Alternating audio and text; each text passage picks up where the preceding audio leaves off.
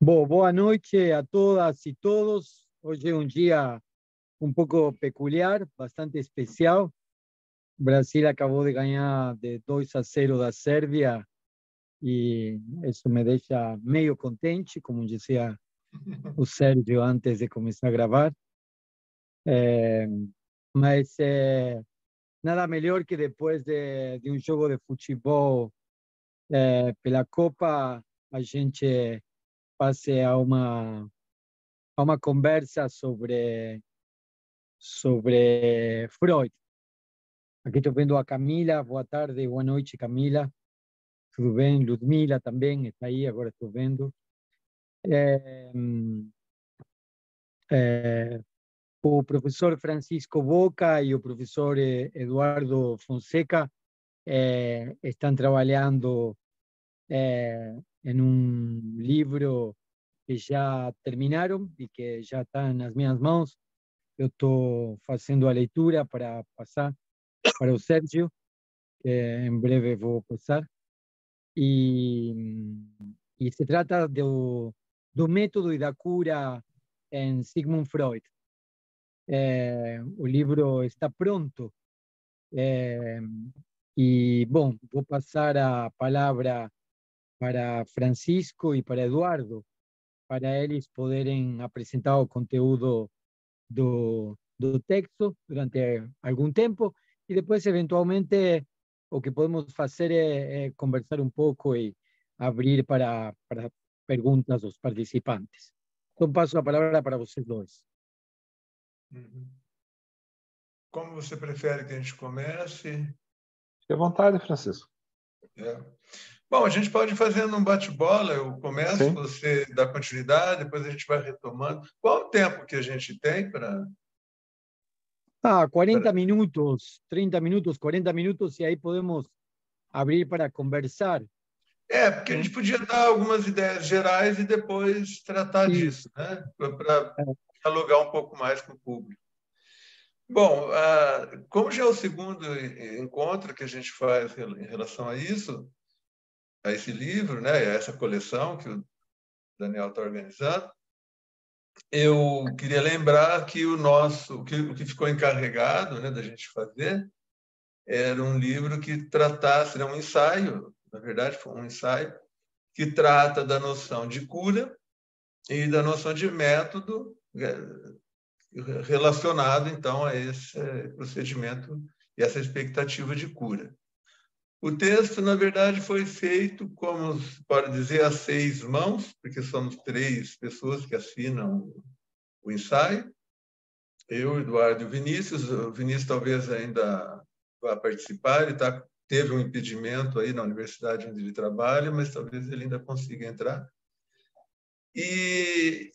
Então, ficou dividido. Eu digo 6 mãos porque o texto todo passou por nós 3, assim, embora haja um pouco de uma autoria, vamos dizer assim, em cada parte, mas como o texto circulou pelos 3, todos participaram da redação, todos opinaram e, enfim, participaram do conjunto do texto. Por isso, me parece que o mais adequado seria ser assinado independentemente de identificar o que cada um escreveu.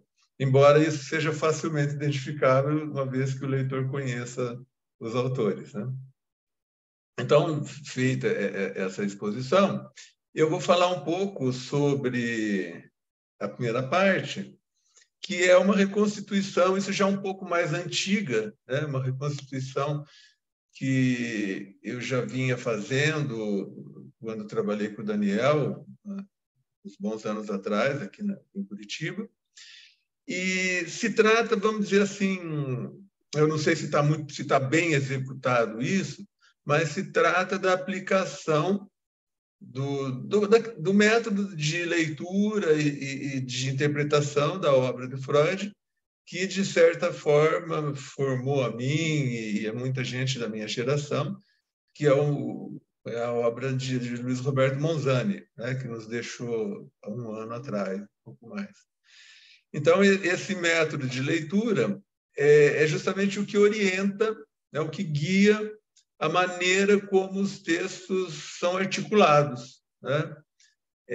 Quem já leu esse livro, isso é um clássico, né? O Freud, o Movimento do Pensamento, vai encontrar ali essa, que às vezes ele chama de epistemologia, às vezes uma técnica de leitura, método de leitura, que, no fim, o Monzani articula isso com um movimento, né? Faz uma metáfora assim, no movimento de um pêndulo e o movimento de um pêndulo que bate, né, nos extremos e que faz um movimento elíptico também.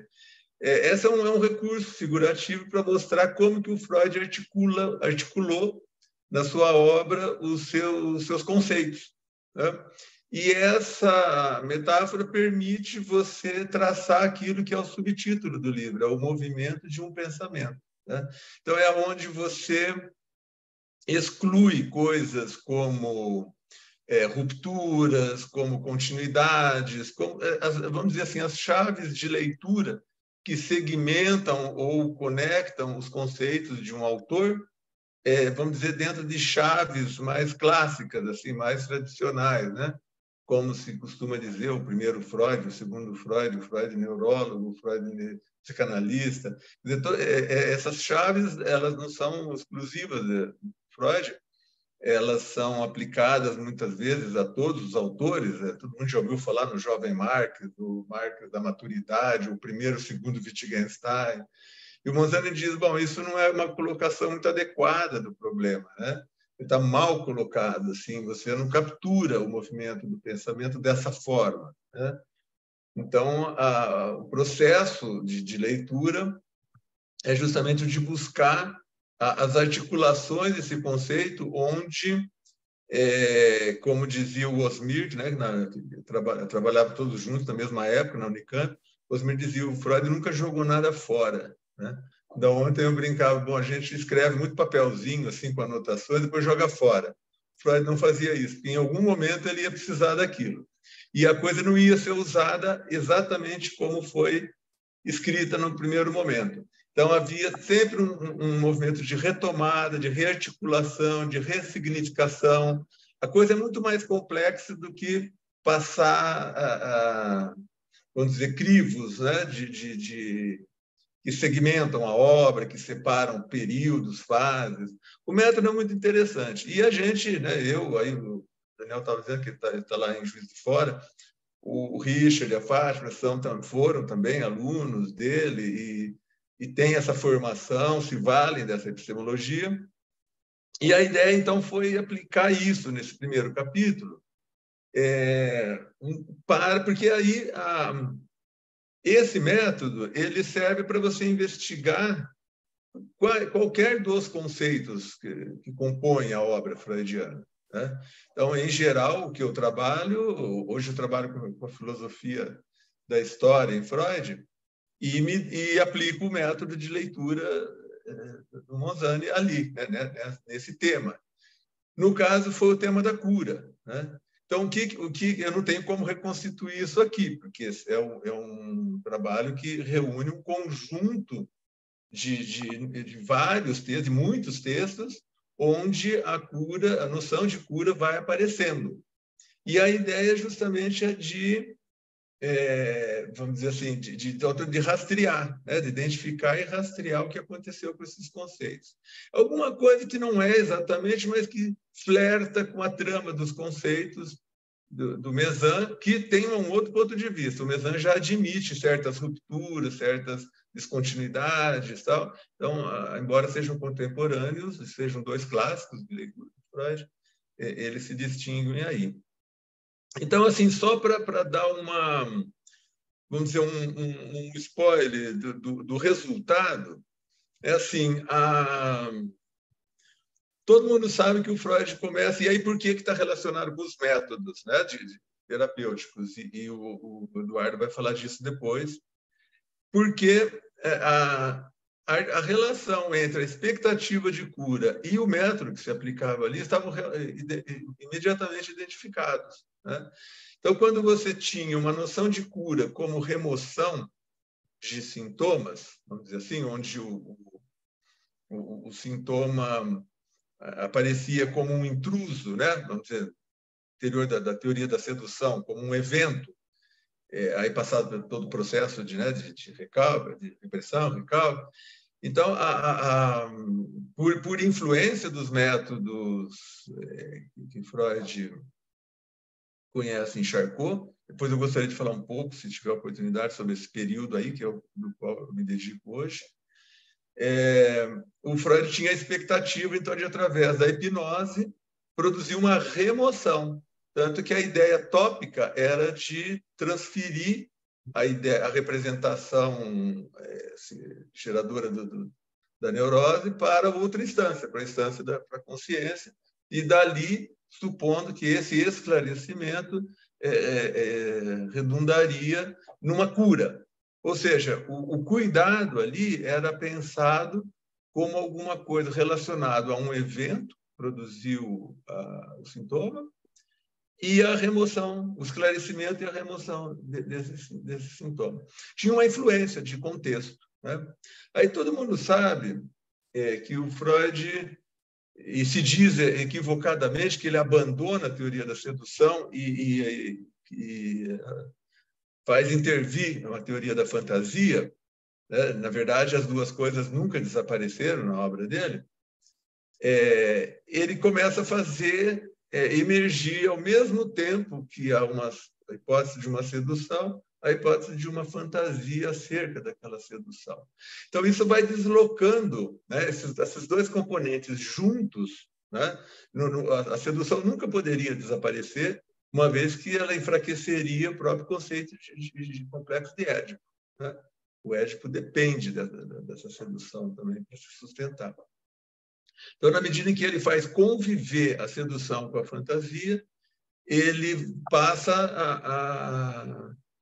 a deslocar também os métodos. O Eduardo talvez possa falar um pouco mais disso. Os métodos não são só dois, né? Assim, de modo geral, serão dois, mas há interfaces, assim, há intervalos, né? Com transições ali. E a análise, então, se torna alguma coisa de investigação acerca da fantasia e não do evento instalador do sintoma, né? Então, assim, estou dando esses exemplos, pequenos exemplos que a gente vai encontrando, né, costurando as obras onde ele fala de cura, onde esses pequenos passos vão sendo dados e essas rearticulações dos conceitos vão se manifestando, né? Então, para dar um tipo de resumo, né, para correr com a história, é como se disséssemos assim: ele começa com a ideia da remoção, e quando você chega em 37, né, já para jogar lá no final da maturidade teórica, se é que se pode dizer assim, o Freud já fala em amansamento da pulsão, né? A ideia não há mais o que remover, mas há o que lidar, né? E a técnica já é outra também. Então, a ideia de pensar a cura nesse sentido, me parece que, depois que eu comecei a trabalhar com isso, ela fica mais... Essa maneira de investigar a cura, ela é mais coerente com a própria palavra cura. E cura vem de cuidado, e cuidado é um processo, né? Em outras ocasiões, eu já dei esse exemplo. Cura é uma coisa que, antes de se falar em cura médica, cura psicanalítica, ou cura dessas ordens, cura é alguma coisa relacionada, por exemplo, ao queijo, né? Todo mundo conhece o queijo curado. Quer dizer, o que aconteceu com ele? Ele passou por um processo, né?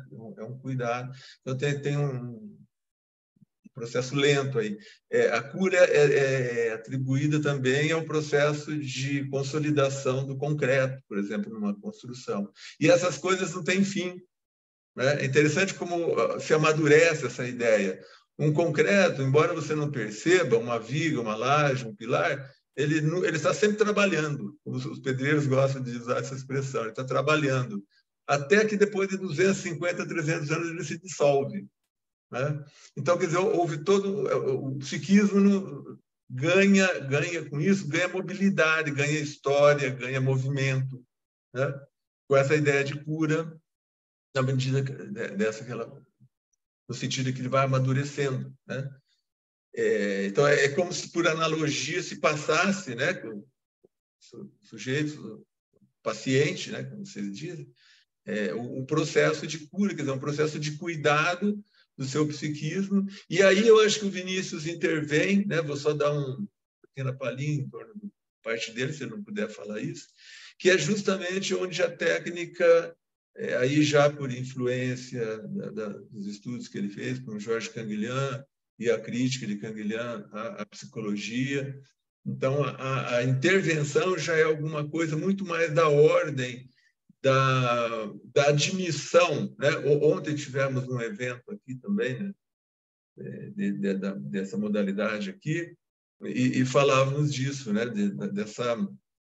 Dessa ideia de uma intervenção que não passa pelo que parece que Freud traçou, que é um movimento evolutivo de cura que se dá nas linhas de um trem, né? Se você opera no sentido evolutivo, o trem caminha para frente. Se você opera no sentido regressivo, o trem caminha para trás, né? Depende da filosofia da história que você está atribuindo a Freud aí.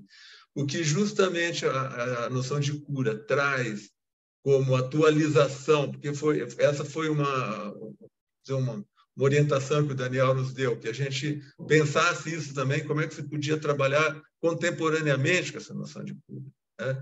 Depois de Freud. E me parece que é justamente isso, que ela não ele é um movimento, fica claro isso, que é um processo vivo, né? Um processo de existência, e que sai dos trilhos do trem, né? Sai dessa direção que tem dois sentidos, né? O sentido ou progressivo ou regressivo, né? Ou a degeneração ou a saúde, vamos dizer assim. E quando Canguilhem faz a crítica disso, mostra que os sentidos da cura, né? As vicissitudes da cura passam por um processo que o Canguilhem vai chamar de desvio de norma, né? E tudo sustentado na crítica ao normal e patológico que ele fez e o quanto isso repercute na crítica à psicologia, né?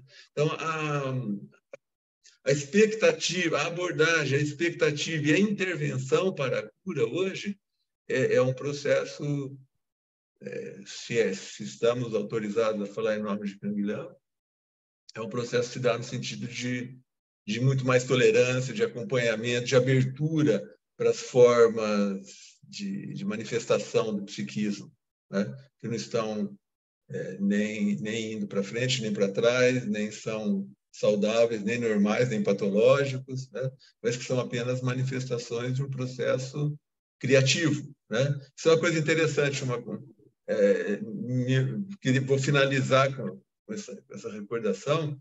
O Eládio, que é sempre um crítico da psicanálise, com muita sensibilidade, e sempre mostrando quanto a psicanálise tem, pelo menos na compreensão das pessoas, de muitos leitores, que a psicanálise tem uma limitação quanto à sua produção, né? Essa ideia de que o inconsciente se repete, que ele está marcado por fixações, por regressões, por coisas desse tipo.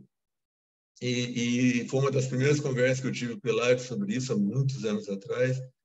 E eu dizia para ele que uma frase assim, do Montaigne, me dizendo isso: o Freud nunca disse que o inconsciente não é criativo. Isso não foi dito pelo Freud. O fato dele ter mostrado o quanto o inconsciente se repete não significa que ele tenha dito que o inconsciente não é criativo. Então, essa atualização da noção de cura passa vamos dizer, pela franquia dessa noção de que o inconsciente pode ser produção, sim. Ele não é só repetição, né? Basta que você não o enquadre como reprodutor. Então, aí a noção de cura ganha contemporaneamente pelo menos, né, nessa crítica do Canguilhem à psicologia, ganha esse movimento, essa liberdade de movimento. Me parece que é uma forma de atualizar o processo, né? Uma vez que a gente, vamos dizer, parou ali na 1937, o Freud dizendo que Depende de um amansamento. O resultado da cura é o amansamento da pulsão, que é que você pode criar convivência com ela. Mas que não é só isso, mas que essa pulsão também pode ser criativa, ela pode também ganhar regime de vida, né? Estatuto de vida, na forma como ela se apresenta. Então é isso, eu acho que o capítulo aí, essa primeira parte é um pouco enfadonha, porque é aquela coisa de pegar um texto e outro, e costurando, e mostrando como aparece aqui, como aparece ali e tal, mas depois com um olhar um pouco distanciado, se entende que o que fica ali, né, o que se traça ali é o movimento desse pensamento. É como se pudéssemos dizer assim, a própria noção de cura tem a sua cura, né? Tem o seu processo de maturação. E aí depois o Eduardo entra, né, com a noção de técnica, e o Vinícius com essa tentativa de atualizar a expectativa e a abordagem da cura. E aí, se depois a gente voltar, tal, eu gostaria de falar um pouco aí das atualizações, das coisas que eu venho estudando depois, né, da escrita disso aí, mas por hora era isso. Aí fico à disposição para os temas que vocês queiram levantar. Eduardo. Boa noite a todas, a todos. Fiquei ouvindo um pouco o Francisco falar, né? E essa íntima relação, né,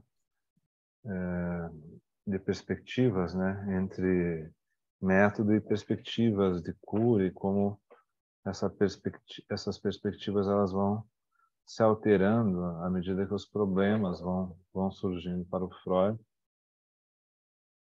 e se aprofundando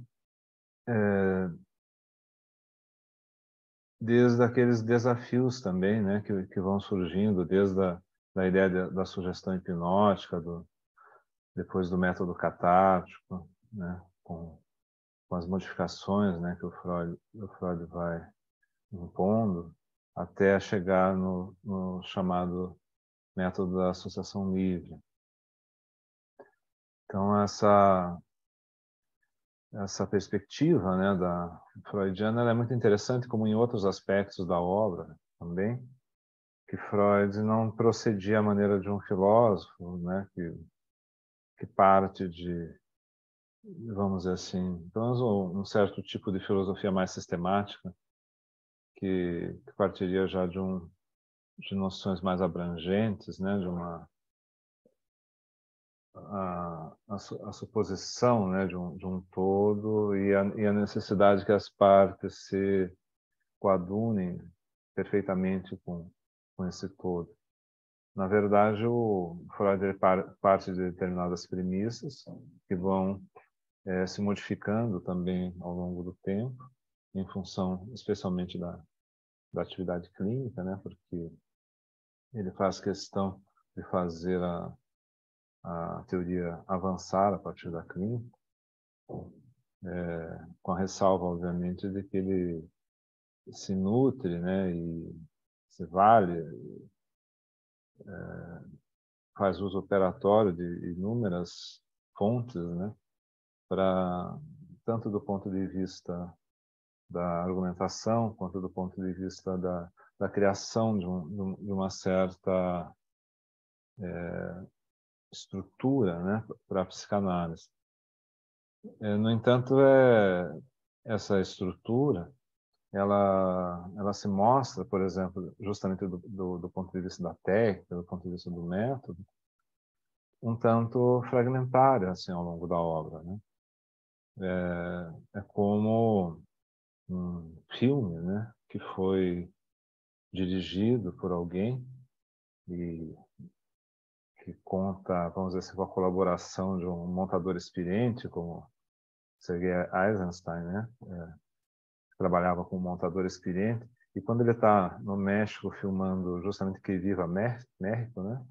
Ele morre, né? E aí fica pro montador a ingrata missão de montar essa estrutura fragmentária, né? O material bruto da filmagem e transformar num filme conforme as ideias do diretor, supondo que havia um plano básico para isso, né? Mas nunca é como se o próprio diretor tivesse feito essa montagem, né?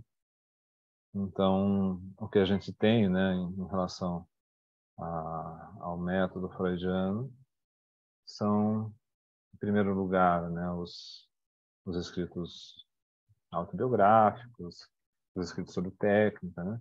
E aí, no mais, isso vai aparecendo de modo fragmentário, né, ao longo da obra freudiana.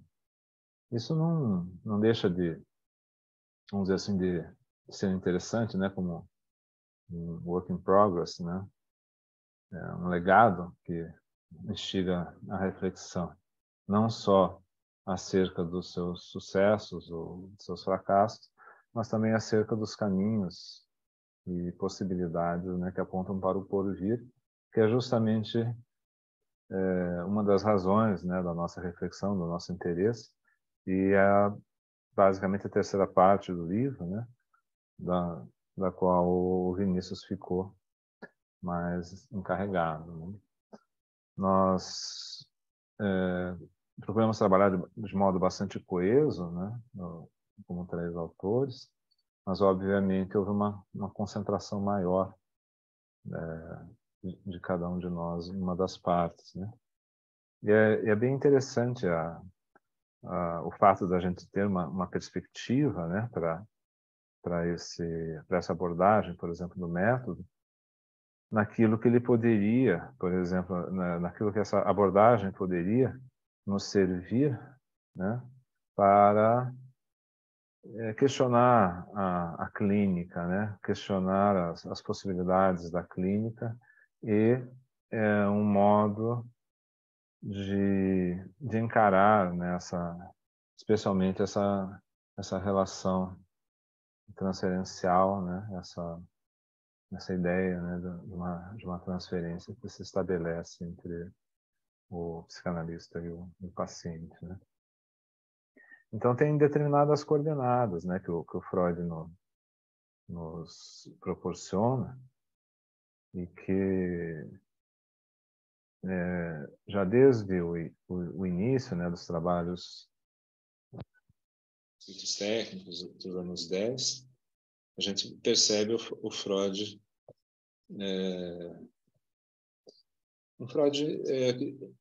que coloca, né, a obra tanto do ponto de vista da prática clínica quanto de um ponto de vista de questionar justamente essa prática clínica, procurando expandir essa reflexão através dos escritos, né?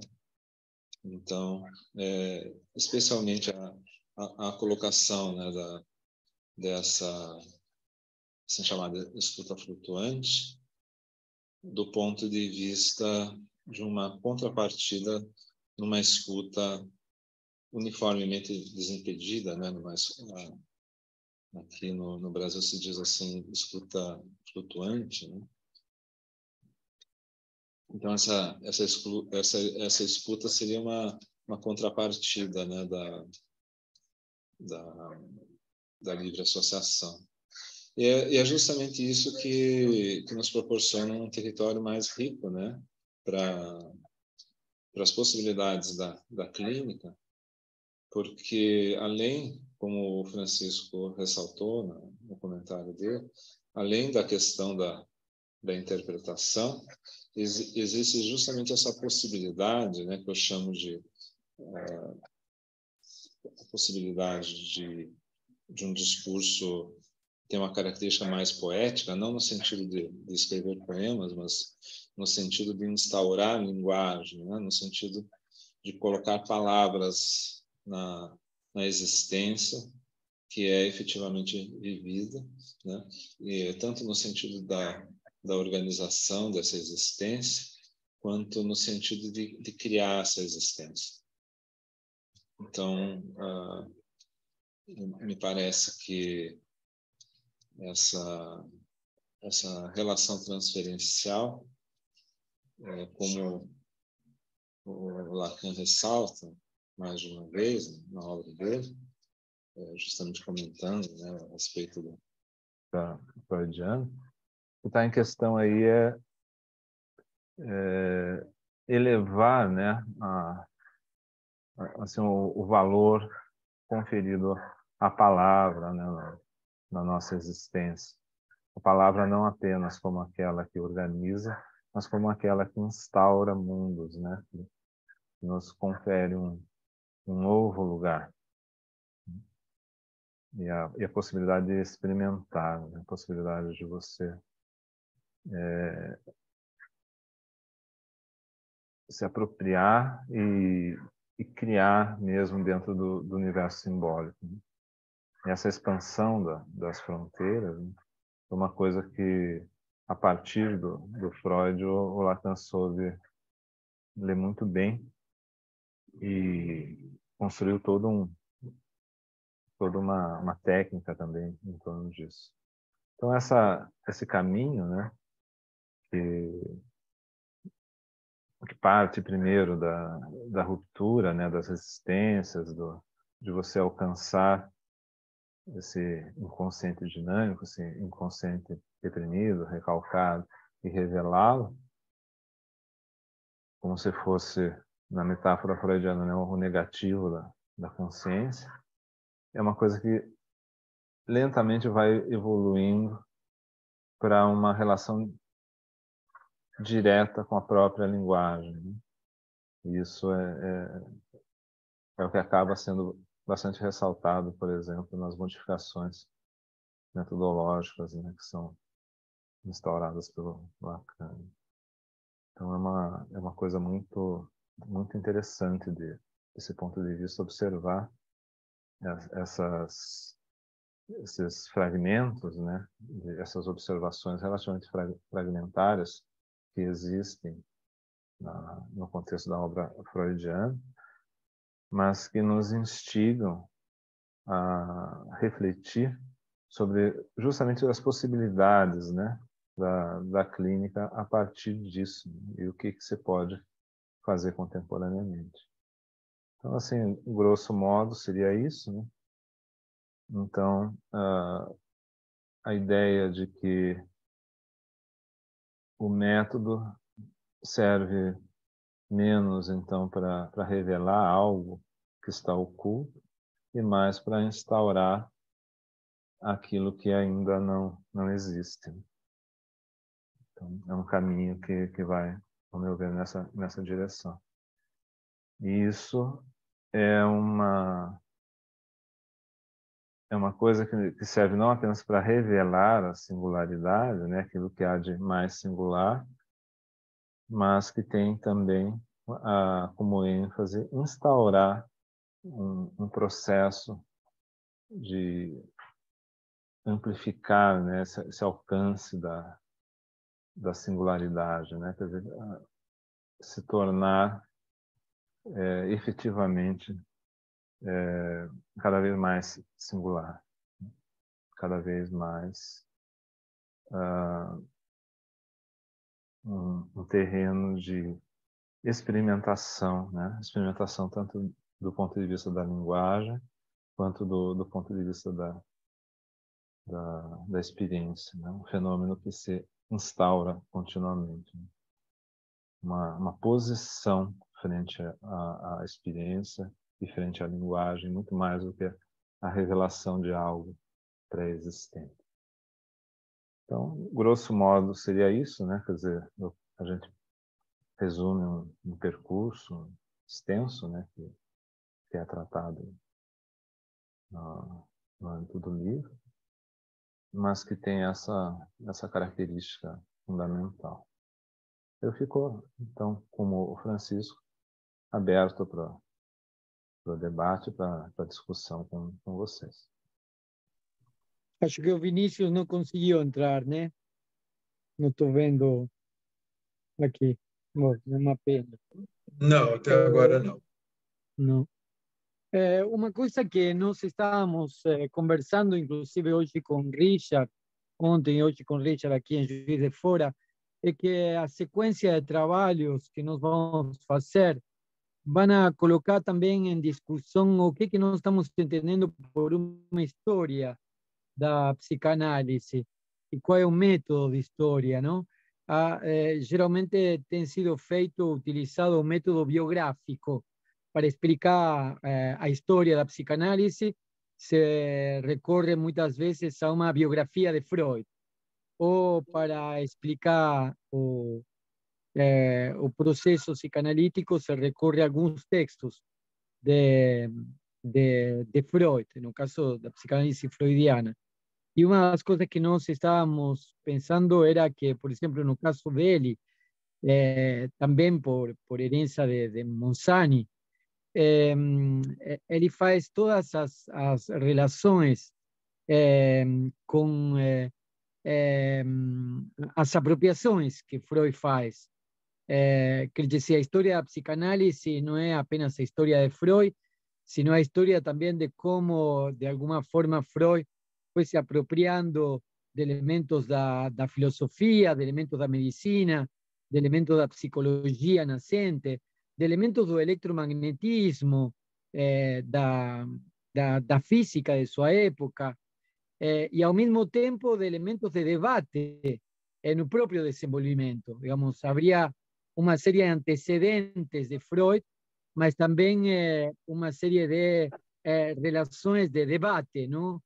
Con Otto Rank, con mismo Jung, con Tauske, con Sabina Spielberg y otros, a partir de los cuales es posible oír, como dice, acho que, no sé si Eduardo Francisco ahora, a psicanálise coloca en práctica, una práctica clínica, mas al mismo tiempo abre un campo de investigación científica en el cual o que va a hacer es justamente discutir esa práctica clínica y ir reformulando permanentemente los elementos de esa práctica clínica, o dispositivo analítico, dispositivo conceitual, e inclusive o set de análisis clínico. Eso va a acontecer con Freud, va a acontecer con los interlocutores de Freud y con las diferentes modalidades, con los pros freudianos, podemos decir así, y con el propio Lacan.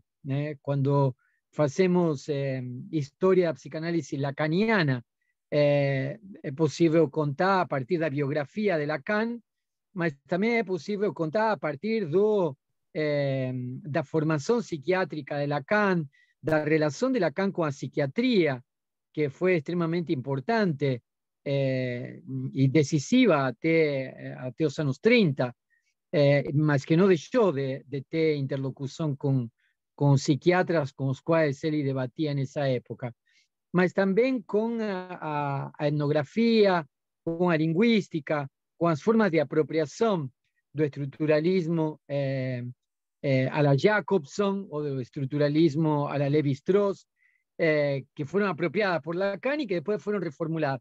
Y al mismo tiempo Lacan avanza en otras formas de apropiación con relación a la matemática, a la lógica. En un determinado momento Lacan avanza con la cuestión de la lógica dialéctica por encontrar insuficiente a lógica aristotélica, mas en 1964, 63, cuando fue expulso da IPA, después de los seminarios 10 se expulso da IPA, Lacan en aquella aula que es intitulada Os Nomes do Pai, Lacan dice literalmente a dialéctica hegeliana es falsa, y eso es demostrable con la ciencia de la naturaleza y con la matemática, para la cual va a apuntar. Y también con un trabajo con resultado de un contemporáneo de Hegel, Kierkegaard. Y no sabemos que Kierkegaard cumple un papel fundamental en los seminarios 10 en la formulación de angustia de Lacan. Entonces quiere decir que Lacan ahí también da una reviravolta y reformula. Y no es posible entender Lacan en ese seminario 10 sin entender ese diálogo estreito, casi un plagio, que él faz do Kierkegaard, do conceito de angústia de Kierkegaard. Y no es posible entender sin avanzar en la lógica na lógica formal, na lógica matemática. Então, me parece que é o que vai mostrar o percurso de textos que a gente tem com Richard e com Fátima, com Francisco, Eduardo e Vinícius, com Eladio e Francis, com Carolina e Éder. O que vai mostrar isso vai ser, de algum modo, vai colocar em pauta o que estamos fazendo nessa história da psicanálise e como é que estamos colocando em pauta o que entendemos por uma epistemologia da psicanálise. Se se trata de critérios de cientificidade, se se trata de critérios de condições de possibilidade, se se trata de um horizonte paradigmático a partir do qual se formulam e se eventualmente levam adiante problemas. Então, me parece que o debate vai ser bastante interessante.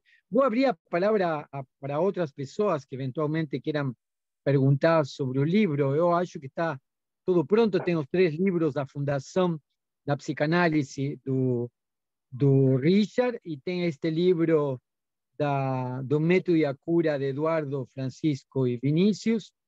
Em breve já teremos o de Eladio e Francis en un debate entre psicanálisis y Deleuze y Guattari, y después su trabajo de Éder y de Caroline sobre Winnicott y Freud en relación con a psicosis, o que va a evidenciar eso que yo estaba intentando formular ahora, que a psicanálisis es posible ser estudiada en su historia y en su epistemología como un debate constante, como una reformulación constante. Entonces abro la palabra para eventualmente alguien. Tenemos 8 minutos para poder conversar.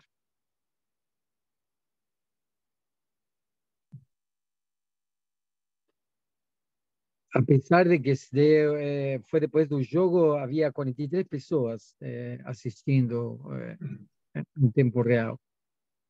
Bom, Dani, já que fui citado aí, deixa... Oi, boa noite a todo mundo, tá? Não sei o que estou fazendo aqui no dia de um triunfo do Brasil. Isso fala muito bem do meu espírito. Não quero apenas fazer um elogio. Antes, uma pequena nota de rodapé de tom biográfico. O Francisco lembrou de nossas conversas de faz muitos anos, com muito carinho, muito cuidado, de minhas críticas à psicanálise. Daria a impressão que me passo a vida como função fundamental criticar a psicanálise. Sim, é verdade isso. Isso é correto. Eu quero dizer o seguinte, eu seria muito medicável se me passasse 35 anos da minha vida operando na psicanálise somente para criticá-la, tá? Eu adoro a psicanálise, tá? É claro. Então, mas, assim, gostaria de manifestar um elogio conceitual a partir da ponderação de Daniel sobre certa natureza do que entendemos por uma abordagem histórica, quase uma filosofia de história da psicanálise. É o seguinte, há uma função imanente de todos estes textos que cada vez que escuto o pessoal falar, me parece mais evidente e mais clara. E desculpem se isto é muito simples, mas há uma categoria em filosofia que é muito necessária, sobretudo hoje, que é de ajustar conceitos. De que estamos falando? Ou pelo menos, neste momento, de que estamos falando? Em trazer para a superfície um certo campo semântico dos conceitos que deve ser novamente reposicionado, atualizado, tá? E nesta aliança entre um certo método e o dispositivo das curas elencados que os dois, que Eduardo e o Francisco acabam de nos contar brevemente, me parece isto mais evidente ainda. Tá? E vou tentar justificar isto com uma questão empírica e pontual, que eu já falei pessoalmente para Francisco. Quando o trabalho que Vinícius e eles estão fazendo em torno de Canguilhem e que se aporta a este texto, por exemplo, para mim, imagino que isso pode acontecer com muitos, retrotrai 30 anos uma história, entre aspas, do pensamento francês. Ou seja, coisas que eu julgava, se lembra da minha graduação, cosas que yo julgaba que eran Foucaultianas, derridarianas, deleuzianas eventualmente, están de un modo muy potente, tá? Expostas agora a partir desse trabalho de reconstituição argumentativa e conceitual do trabalho de Canguilhem. Então, me parece que é uma tarefa vital que este programa, que este projeto que nos está levando adiante está outorgando para a comunidade acadêmica, que, evidentemente, uma atualização, e quando digo atualização, é passar a limpo, tá? Ajustar os conceitos, tá? E localizá-los no horizonte de compreensão do problema, neste caso, a psicanálise. Tá? Isso me parece decisivo. Tá? Não é um elogio oco que eu quero fazer. Não se faz sempre. Digamos, se desloca o centro de operações. Me lembrei isso pela ideia, Daniel, de não falar de biografias. Não fazemos a partir da biografia, tá? Sino a partir da própria imanência do conceito.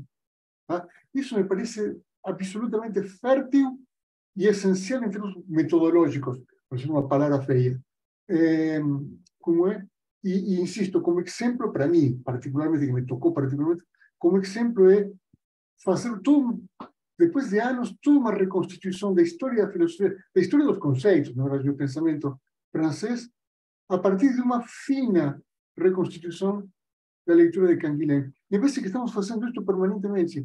Quando o Daniel lembrava de Richard, o trabalho dele, é o mesmo esquema. Tá? Então, acho que desde já, em termos de horizonte de um modo de pensar o problema, já estamos no lucro. Então, quero, por isso, parabenizar o projeto mais uma vez, o projeto geral, e em particular os colegas lá, que fizeram um trabalho, até onde eu conheci bastante, digamos, impecável. Tá? Parabéns. Otro día en una conversa con Osmir, acho que estaba Eduardo, no me lembro, que Osmir decía que en una época en filosofía hacíamos un análisis estructurado del texto, porque nuestras bibliotecas tenían 3 o 4 libros. Entonces, ya que tenían 3 o 4 libros, lo único que restaba era leer así até a vírgula do texto, a declinação do alemão, se era dativo, acusativo, genitivo.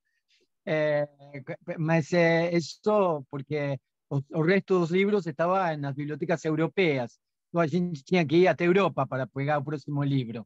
Então, como tínhamos 3 ou 4 livros, pelo menos sejamos bons lendo o livro pontualmente. E aí essa adopção pelo lado da USP de adoptar, essa adopção de adoptar, vale a redundância, de adoptar Gerold, digamos, e análise estrutural do relato interno do texto. Bom, hoje um pouco me parece que isso já é evidente, que essa filologia, essa análise do texto que dá conta de si mesmo em sua própria estrutura, é um passo do trabalho, não? Hoje temos uma vasta bibliografia, uma boa literatura já ao alcance da mão no telefone celular. Então, fazer esse trabalho de perseguir o conceito, de reconstrução de uma história a partir da história do movimento do conceito, do movimento do pensamento, e de ir para outros lados, tanto para os elementos que estão em pauta em outras ciências, quanto os elementos que estão em pauta no debate de um determinado tipo de trabalho, como de Freud ou de Lacan, em relação com outros clínicos ou outros cientistas, é já quase que uma obrigação. Então, nos reformularmos em termos de história e de epistemologia da psicanálise é uma condição quase que obrigatória com as tecnologias que temos, não? Além de ser um problema teórico. Tem mais alguém que queira fazer alguma pergunta, alguma intervenção? Eu queria agradecer às pessoas que foram, a Camila, que está aqui, e que foi lá no lançamento das reflexões de antropologia que fizemos lá com o Sérgio e com toda a equipe do Instituto Langage, da editora do Instituto Langage.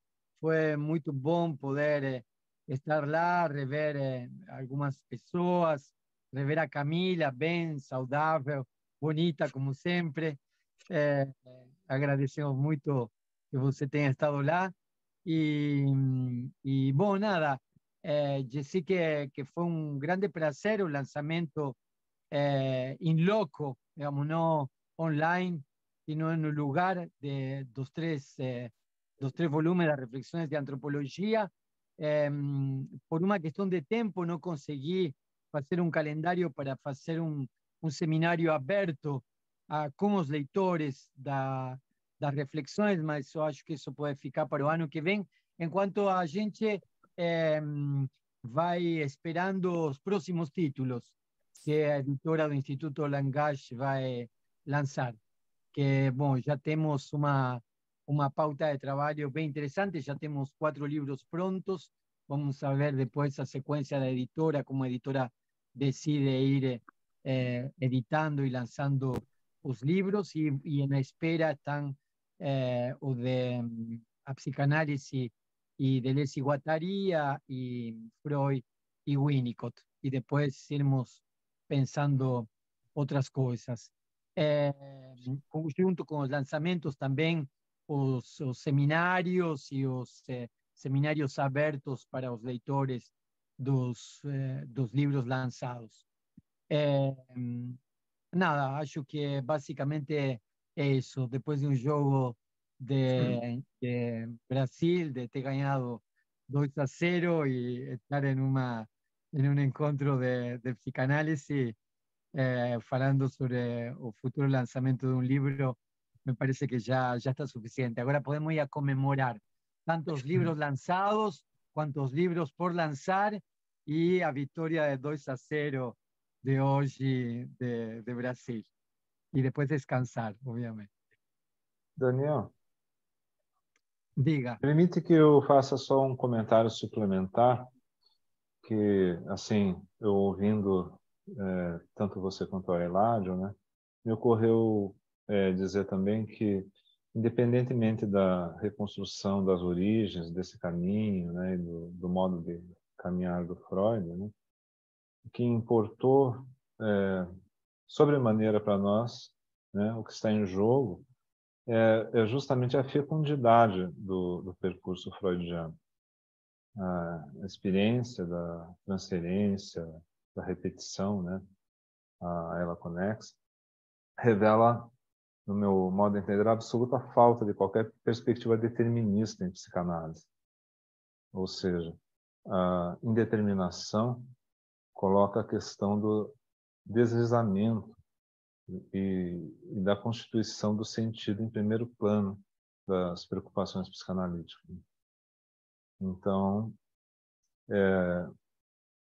se isso se coloca, por um lado, do ponto de vista da indeterminação, né, isso pode ser visto, por um lado, como um fracasso da clínica freudiana, mas também como a própria fonte da riqueza dela. Tanto assim que isso se descortinou num amplo horizonte de práticas e de modos, né, de pesquisar, de teorizar a respeito, que excederam em muito, né, o campo freudiano, do ponto de vista da obra do próprio Freud, e continuam sendo instigantes até hoje, né? Esse que eu acho que é o ponto fundamental. Muito bom, então terminamos com as palavras do Eduardo. Então deixo com vocês para encerrar Sérgio ou Mariana, eventualmente, se querem dizer alguma coisa, e terminar a gravação de hoje. Só quero fazer um agradecimento, mas também um reparo como editor na fala do Francisco, para vocês desconsiderarem a fala que ele diz que é um pouco enfadonho. Né? Não há nada de enfadonho no texto, nesse percurso. É um percurso vivo, e eu imagino que todos os leitores vão ficar bastante satisfeitos em acompanhar esse movimento do pensamento que ele apresentou aqui. Então, desconsidere, vamos cortar essa parte lá no áudio, porque Corta na edição. não acreditamos nisso, né? Não acreditamos. A sua fala é bastante inspiradora, assim, né? É importante que todo mundo tenha muita vontade de ler aquilo que você produziu. E espero receber em breve os manuscritos. O Daniel está lá represando os manuscritos com ele, espero que chegue logo, para que eu possa ler também, a gente começar a planejar o ano que vem com vários lançamentos, a gente escaloná-los, né, mas iremos produzi-los no ano que vem.